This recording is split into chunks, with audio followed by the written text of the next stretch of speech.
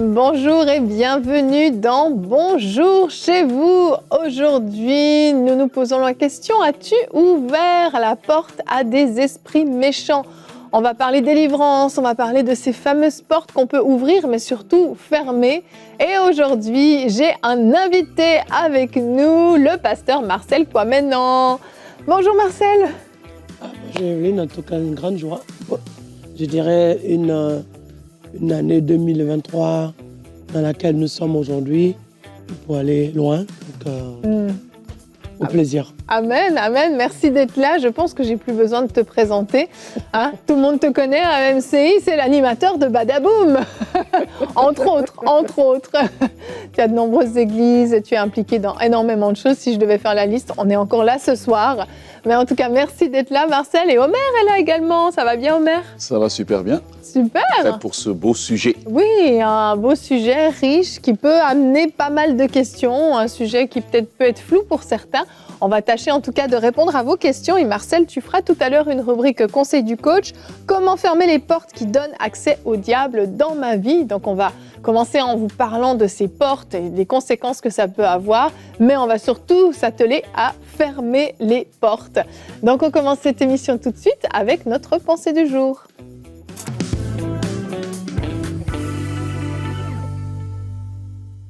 Aujourd'hui, je voudrais t'encourager, toi qui es en train de souffrir. La Bible nous dit dans Luc chapitre 13, à partir du verset 11, « Voici, il y avait là une femme possédée d'un esprit qui la rendait infirme depuis 18 ans. Elle était courbée et ne pouvait pas du tout se redresser. Lorsqu'il la vit, Jésus lui adressa la parole et lui dit, « Femme, tu es délivrée de ton infirmité. » Il lui imposa la main, à l'instant, elle se redressa et glorifia Dieu. On voit ici, dans cette situation qui a duré pendant des années, que parfois, dans certaines situations, on a ce que j'appelle le recto verso d'un problème. Cette femme a une condition depuis 18 ans et ce qui est étonnant, c'est qu'elle va à l'église, elle va à la synagogue, elle loue Dieu, elle n'a pas abandonné Dieu, mais elle est là. Et sa condition, en fait, a duré depuis longtemps. Sa condition semblait incurable.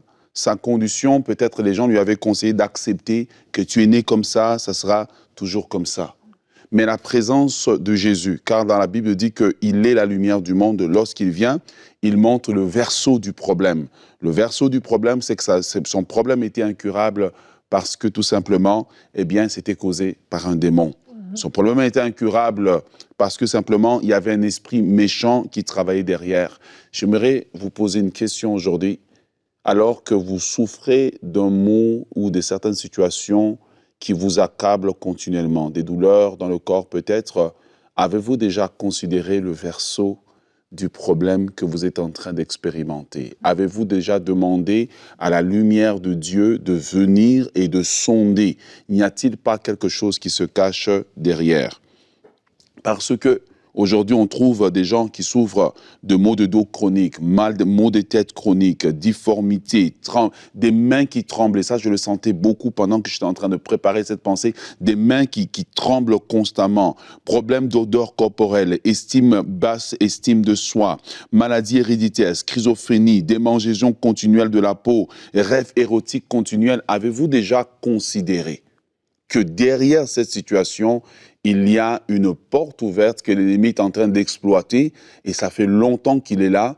Mais aujourd'hui, alors que nous sommes en train de parler, ce n'est pas simplement parler que nous faisons, mais une onction de délivrance, une onction pour déloger l'intrus qui est dans ta vie, qui utilise cette porte, que cette porte soit fermée afin que vous soyez libre. Car Jésus a dit, vous connaîtrez la vérité et la vérité vous rendra libre. Alors que nous allons parler de différentes portes et de comment fermer ces portes, aujourd'hui, c'est le jour de votre liberté, c'est le jour de ta liberté. Tu dois prendre la liberté que Christ te donne aujourd'hui. Et ce que j'aime, c'est que Jésus lui a simplement imposé les mains. Une touche de Jésus a fait toute la différence.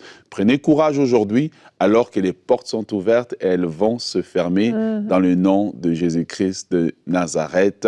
C'est simplement une question de temps. C'est la saison de votre libération. Recto verso, nous allons regarder au verso pour découvrir qui est l'intrus et le chasser de là. Amen, amen.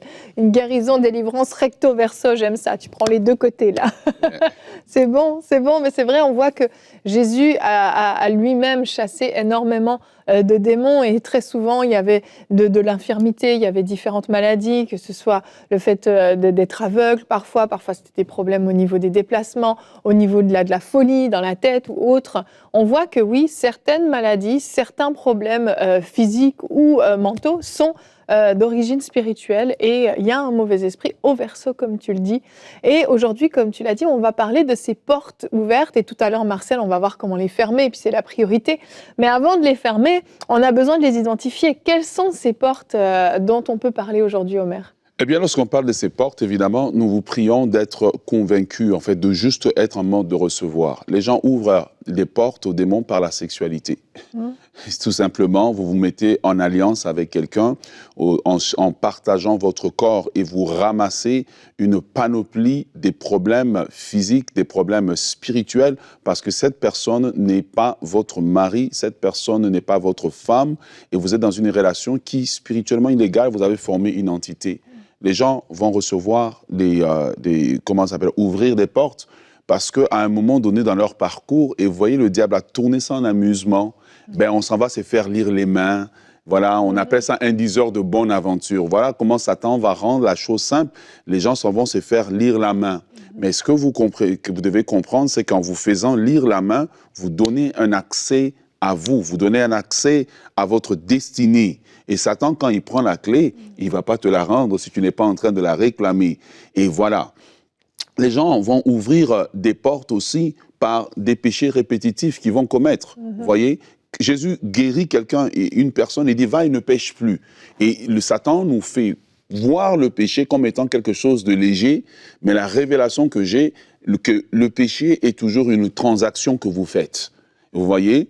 Et lorsque vous ouvrez la porte à un péché répétitif, à un moment donné, si vous ne vous repentez pas, vous pouvez ouvrir la porte à un esprit méchant qui va rentrer. J'aimerais terminer par un exemple très concret dont on parle très peu dans le domaine de la délivrance. Un jour, je faisais une délivrance et un démon se manifeste et je lui demande comment tu es rentré. Et le démon me répond, je l'ai frappé, je suis rentré. Et là, je n'ai pas compris la réponse de cet esprit méchant.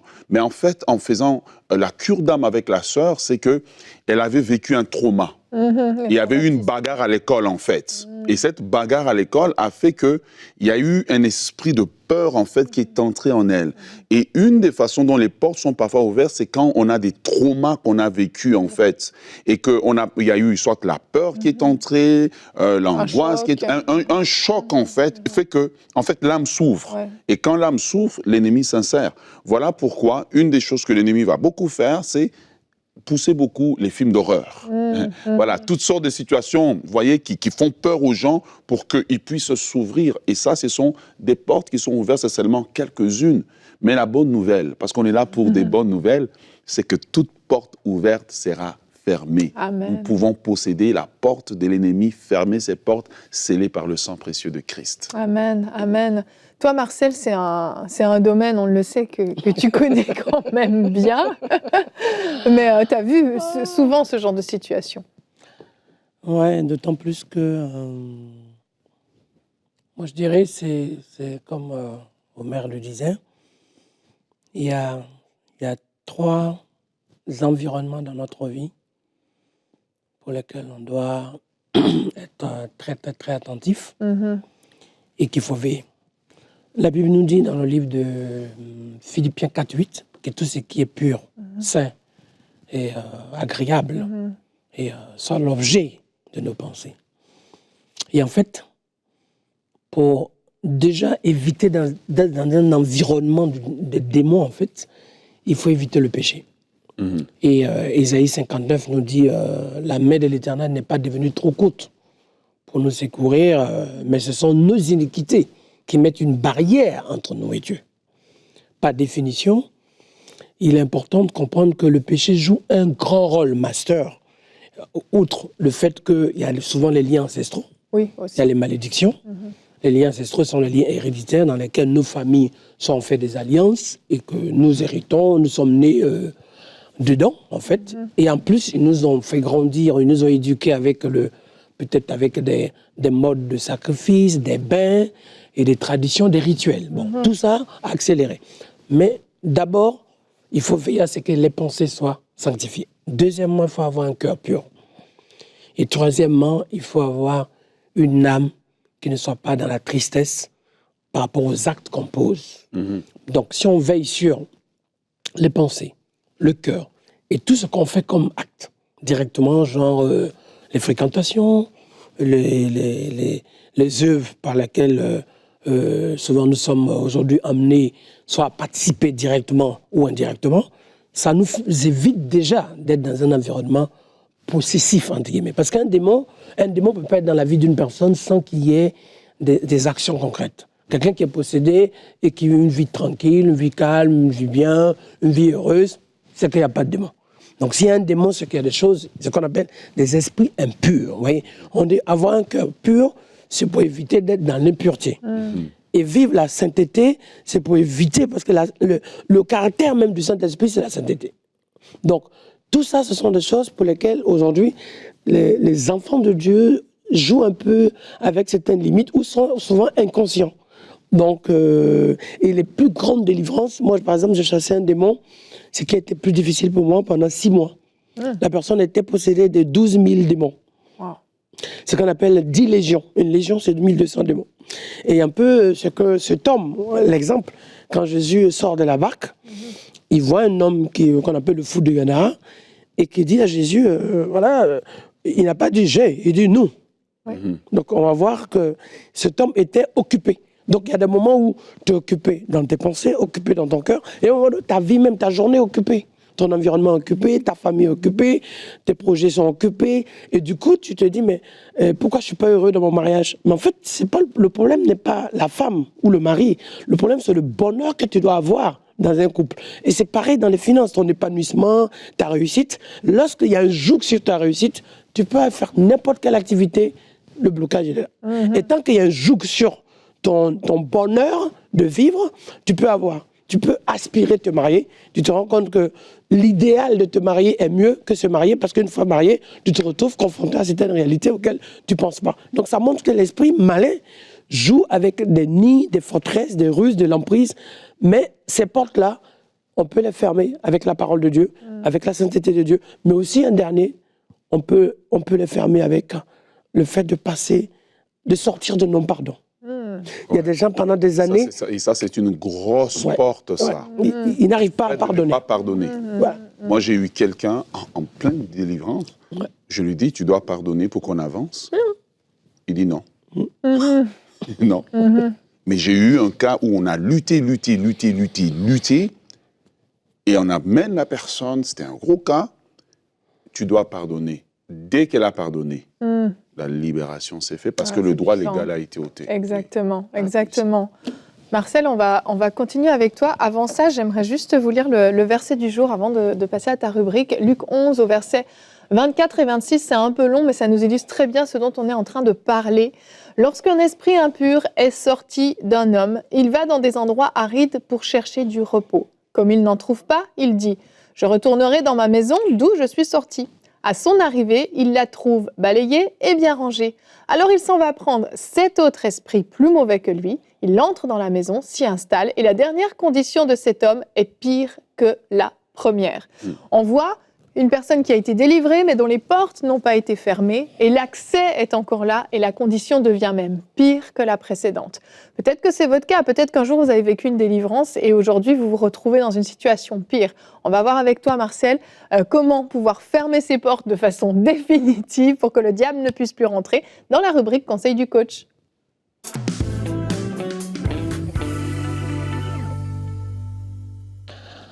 Alléluia. Alors, il y a quand même quelque chose de formidable lorsque ce sujet en question est un sujet pour moi majeur. Je brosse le sujet sur le fait que le non-pardon est un problème de nos jours. Et aujourd'hui, dans les différentes étapes, il y a le péché, Il y a le fait de vivre dans les traditions héréditaires et le fait carrément d'être dans des alliances, hein, dans des pactes dans lesquels on a des plaisirs. Voilà. On pense souvent même jouer avec parce qu'on n'est pas conscient de la gravité des faits. Et malheureusement, qu'est-ce qui se passe? Ces choses tournent à pousser les gens dans des sortes de rituels. Je vois quelqu'un un jour hein, qui est venu me voir et en fait, il s'amusait à dire des, Dieu, de diable. Il disait S, Seigneur et Satan. Et en fait, il jouait avec ça. Et en fait, il voulait à tout prix trouver un correspondant. Il disait ce genre de choses.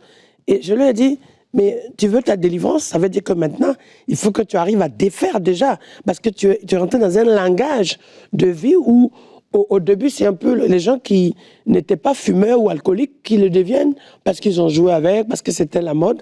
Mais attention, l'environnement des démons, c'est pas un jeu d'enfant. C'est pas quelque chose pour lequel il faut juste faire comme si c'était un PlayStation. C'est pas un Game Boy. C'est la réalité.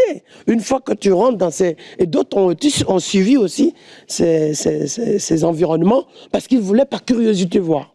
Mais au fond, lorsque la Bible nous dit dans le livre de Éphésiens chapitre 6, il dit « Revêtez-vous de toutes les armes de Dieu afin de pouvoir tenir ferme contre les ruses du diable. » Parce que Satan agit en ruse.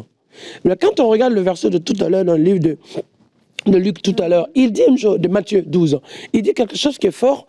Il dit le diable sort. Il va dans les lieux arides. Qu'est-ce qu'il fait? Il revient et il se permet même de dire sa maison. Oui. Ça, c'est la première des choses. C'est pas pour lui.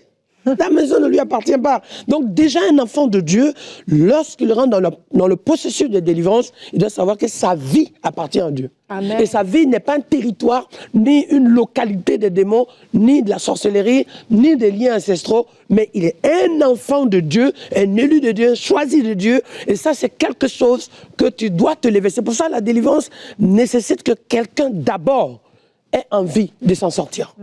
Ça, c'est le premier point. Le deuxième point, il dit, dans le lieu aride, il n'est pas à l'aise. Et il trouve la maison ornée, nettoyée, mais sans habitation. Ça, c'est un problème. Lorsque quelqu'un est délivré, c'est sûr que Satan est tellement installé qu'il ne s'attend pas à ce que la personne fasse la démarche en Christ. Et quand il donne sa vie à Dieu, c'est une porte ouverte à ce que Christ puisse le sauver.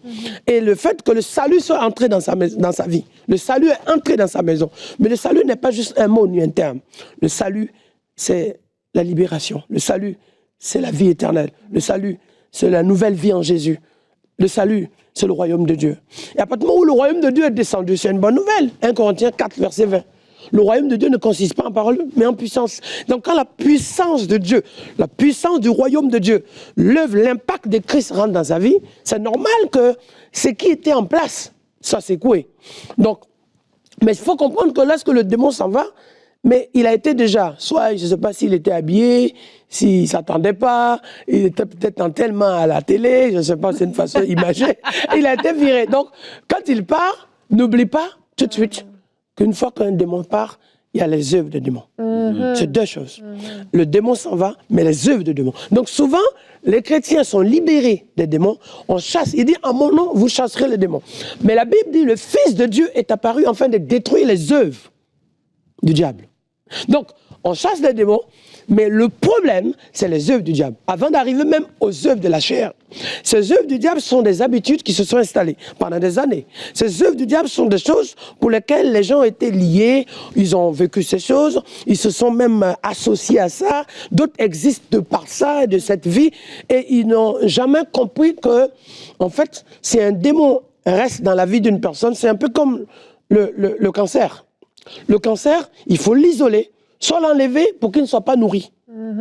Tant que le microbe ou le virus est nourri, qu'est-ce qu'il fait? Il grossit. Il ne faut plus le nourrir. Il ne faut plus donner l'accès. Il faut l'isoler. Quand il est isolé, il n'y a pas de danger. Quand il est enlevé, il n'y a pas de danger. C'est la même chose. Le démon, il ne faut plus lui donner à manger. Mais la nourriture du démon, c'est quoi? C'est ses œuvres. Ce sont ses œuvres. Ce sont ses œuvres. Donc, les œuvres, c'est pour ça aussi que quelqu'un qui est converti, quelqu'un qui est sauvé, quelqu'un qui a donné sa vie à Dieu, à un moment donné, s'il ne sert pas Dieu, il fait quoi? Mais il reste en tournant en rond, il n'avance pas. Parce que c'est comme ça qu'il faut comprendre. Quand tu donnes ta vie à Jésus, à partir du moment où ta vie appartient à Jésus, les œuvres, les actes, ta vie, ton quotidien, tes pensées, ton cœur, tout ça doit être dans le sang de Jésus, dans la parole de Dieu. Tu dois devenir un enfant de Dieu dans la maison du Seigneur et laisser Christ habiter en toi. Nous sommes le temple de Dieu. Donc ce que tu veux dire, c'est ce renouvellement de l'intelligence. Exactement, ce renouvellement de l'intelligence les œuvres. Et notre nouvelle identité. Notre nouvelle identité en Christ. On n'est plus celui, selon Jean chapitre 1, nous ne sommes plus nés sous la loi, nous sommes nés maintenant à partir du verset 12. Il dit, la parole est devenue chair, ok. Mais elle est parmi nous, il n'y a pas de problème. Mais à tous ceux qui l'ont reçue, à tous ceux qui l'ont acceptée, elle a fait quoi? Cette parole s'est manifestée et a donné la possibilité de créer les dispositions pour que nous devenions enfants de Dieu. Mais lesquels sont nés? Non, selon la chair. Non, selon le monde. Même non, selon l'homme même. Mais selon la volonté de Dieu. Et à partir de ce moment, il faut comprendre que tant que ces œuvres-là, nous ne changeons pas d'œuvre, nous ne changeons pas de manière de vivre, d'environnement, de pensée, notre cœur n'est pas changé, alors le démon est parti, mais il peut rester et tenir une sorte de ficelle à distance. Parce qu'il y a plusieurs formes pour que quelqu'un soit possédé. Il y a le fait que quelqu'un est occupé par un démon. Voilà, le démon vit dans la personne. Il y a le fait que le démon n'est pas dans la personne, mais tient en lien la personne. Il y a le fait aussi que la personne n'est pas tenue par des liens et n'est pas habitée, mais par les œuvres. Voilà. Et c'est pour ça que Jésus a dit à Pierre, Satan n'a rien à moi.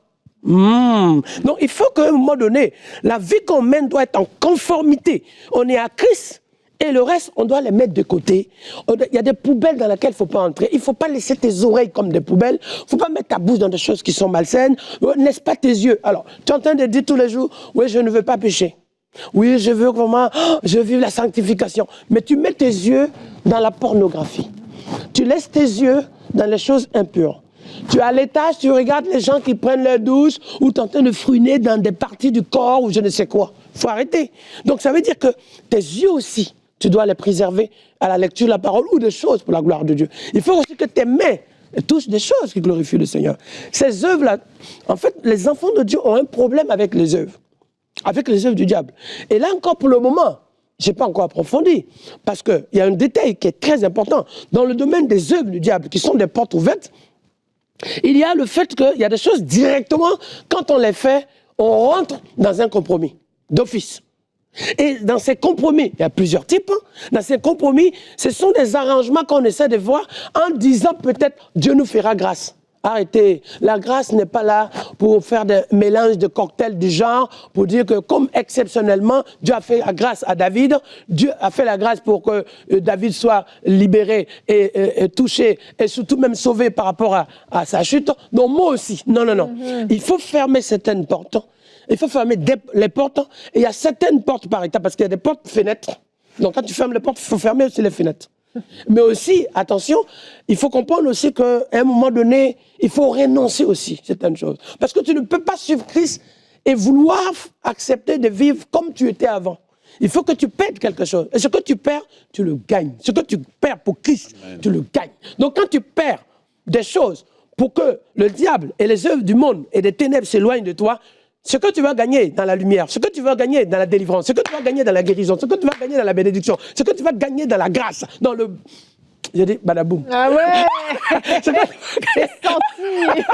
que tu vas gagner, mais c'est des multiplications. Il y a des délivrances qui se produisent. Exactement. Donc là où tu es, il faut que tu comprends que c'est comme ça que ça se passe. Maintenant aussi, il faut fermer certaines portes. La Bible dit quoi? Que quand Dieu ouvre, personne ne peut fermer. Et quand Dieu ferme, personne ne peut ouvrir. Ça veut dire quoi? Quand maintenant tu es dans la maison du Seigneur, parce que le démon dit ma maison, mais comme il a été balayé, mais ta vie ne lui appartient pas, donc c'est la maison du Seigneur. Mais laisse Christ entrer et tu vas voir qui pourra rentrer. Si Christ est dans ta maison, on va voir, si Christ est avec toi, qui sera contre toi? Arrêtez de prendre des versets bibliques juste collés sur vos maisons et vos voitures, oui, avec un poisson. Non. Avoir Christ dans sa vie fait que les portes aux ténèbres sont fermées. Amen. Voilà, j'appelle ça ZID, zone interdite aux démons. C'est-à-dire qu'à partir du moment où tu marches dedans, que tu vis dedans, que tu demeures dedans en Christ, ça veut dire que tu vis dans la lumière. Mais une chose, les ténèbres, leur problème, c'est quoi? Le problème des ténèbres, c'est la lumière. La contradiction, le problématique, le blocage des ténèbres, c'est la lumière. Or, quand tu es un enfant de Dieu qui vit dans la lumière qui habite et qui est plein de grâce, avec toute la bonté, avec tout le royaume, avec toute la délivrance, la sécurité, la protection, les anges de l'éternel, la colombe de Dieu, et qui fait de toi, ce qui brille sur toi, fait de toi l'étoile brillante de l'éternel. Bye.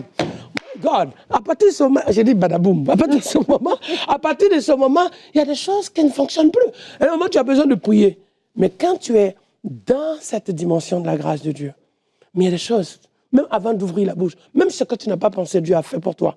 Donc, pour vous dire que l'Éternel est avec vous et que le Tout-Puissant qui vous protège, qui vous garde, lorsque les démons arrivent et qui voient que dans votre vie, vous étiez des gens qui sont en train de pleurer chaque jour. Vous levez, c'est difficile.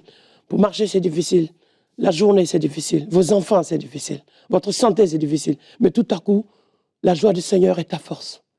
La grâce de Dieu, vous voyez, les œuvres de Dieu prennent place aux œuvres de ténèbres qui étaient nocturnes, tristesse, angoisse, et tout à coup, tu deviens un homme rayonnant, une femme. Et là aussi, il faut veiller à ça. Il faut veiller à prier pour garder cette vie-là. Ce que Christ m'a donné, je dois le garder. Amen. Il dit, garde bien ce que tu as reçu. Garde bien cette couronne que Dieu t'a donnée. Garde bien ce manteau que Dieu t'a donné. Garde bien l'onction que Dieu t'a donnée. Garde bien les armes que Dieu t'a données. Afin que personne ne prenne ta couronne. Ce n'est pas les jaloux qu'il faut avoir peur. Il ne faut pas craindre les jaloux, hein, Yveline. Ce n'est pas ça. Les jaloux, il faut les laisser, ils te rendent service, les jaloux. Ça veut dire que les jaloux démontrent que tu as de la valeur et que tu es important aux yeux de Dieu. Mais par contre, celui qui est destructeur, il s'appelle le diable. Mais quand tu le gardes bien tes affaires, qu'est-ce qu'il fait? Comme il ne peut rien faire tant que tu n'as pas ouvert des portes, et que toi, désormais, tu ne peux plus ouvrir des portes parce que là où tu es tellement, ta vie ne t'appartient plus. Tu es en Christ. C'est ce que je peux dire. Badaboum. Amen. Merci, Marcel. Extraordinaire. Merci beaucoup. Vraiment très, très édifiant. Donc, on comprend.